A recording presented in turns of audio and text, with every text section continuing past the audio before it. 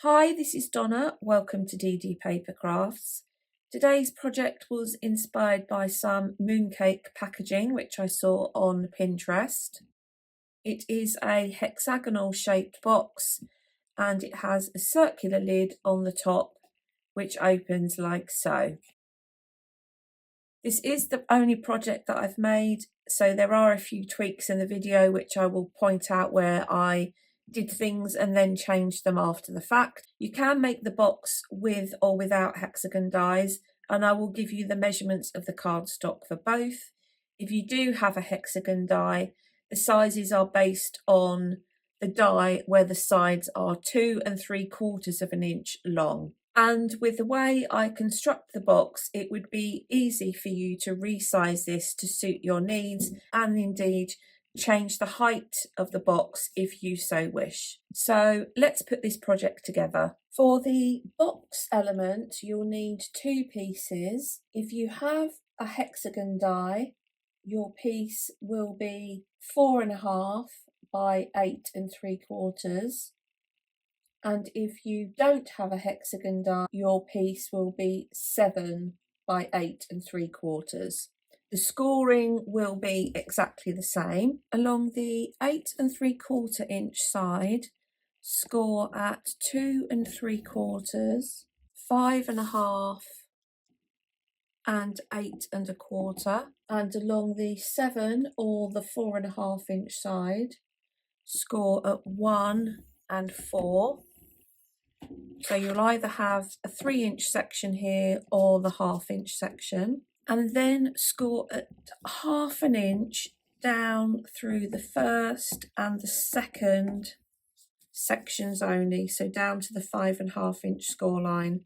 The section which is next to the 1/2 inch tab is going to remain at 1 inch. Fold and burnish.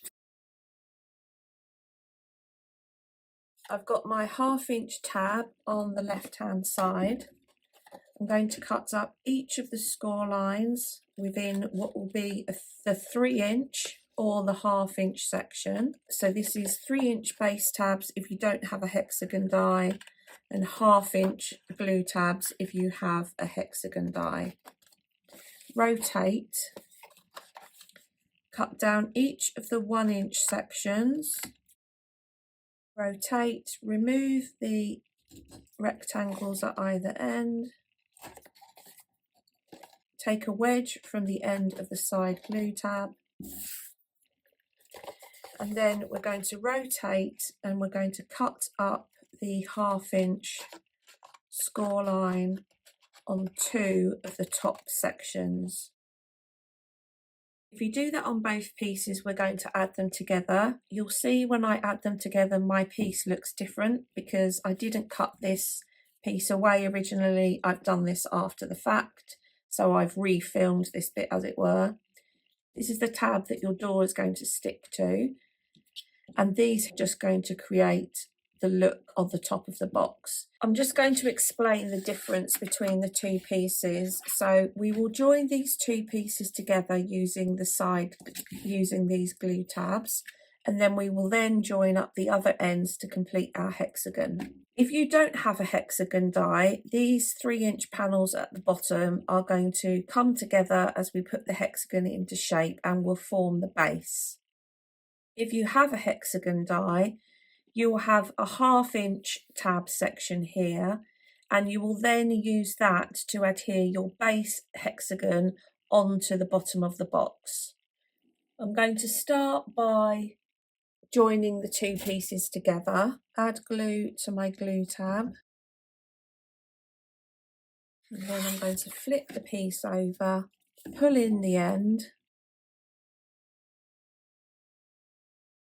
flip this end over and join the piece up. I'm going to fold in the top tabs just to start with, flip the piece over, and you will now either have your 1/2 inch tabs or your 3 inch tabs as we have. I'm going to fold the pieces in over each other like so and glue those into place to form the base of the box. So I'm going to glue this into place.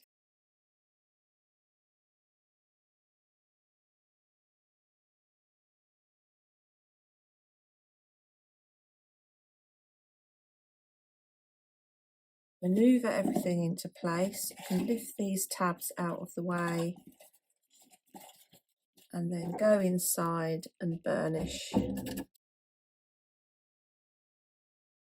For the lid, I've cut myself a circle which is 4 5/8 in diameter. I'm going to fold it in half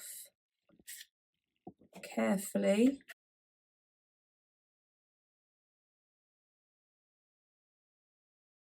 Then I'm going to put it in my trimmer and cut along the score line. I've got the two pieces sitting on top of one another, and I'm going to use my hole punch and just cut a hole. Now, obviously, you don't need to do this. You could add some sort of handle on the side. I'm going to try and get it roughly centrally. If this doesn't work, I can always cover this with pattern paper. This is the finger hole to get the lid open. I'm going to line my circles up, join them together with some low tack tape,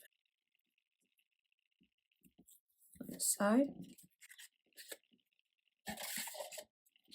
If the door's up, sit the circle on the top in the position that it's going to open.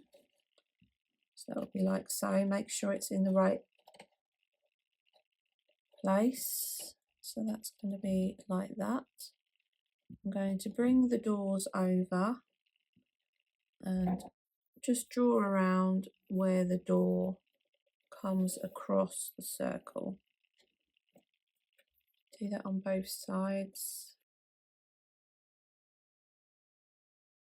Now I'm going to add my glue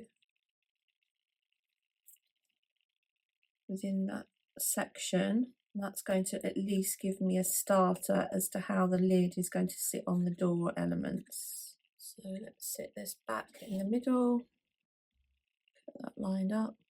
I'm going to take the low tack tape off, and then I can lift each of the doors up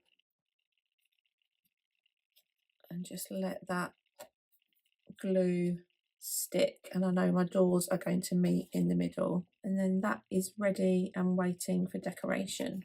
So we'll let that dry. Now it's your choice as to whether you shape the side tabs and add them, stick them together, or whether you have them so that the door opens and these are also an option to lift up. So that's entirely your preference. But now basically the box is ready for decoration. Here's the finished decorated box. I've added panels onto all of the sides, and these are 2.5 across by 2 3/4 inches high. I then changed up the lid slightly in that I decided to add a full circle onto the lid. This is the next size down, which was 4 1/8, 4 1/4. So I've stuck that on the half, and that then comes across like so.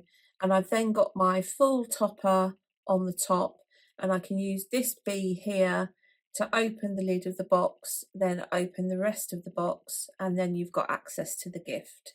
So you could, if you wanted, decide to add a Velcro dot or something, or some sort of tab here to make it more evident. Obviously, that's entirely up to you. I do really like the look of hexagonal boxes, so I am happy with how this one has turned out. And there are lots of different ways that you could change up the look of the lid on the top of the box. So there we have today's project. I hope you've enjoyed today's video.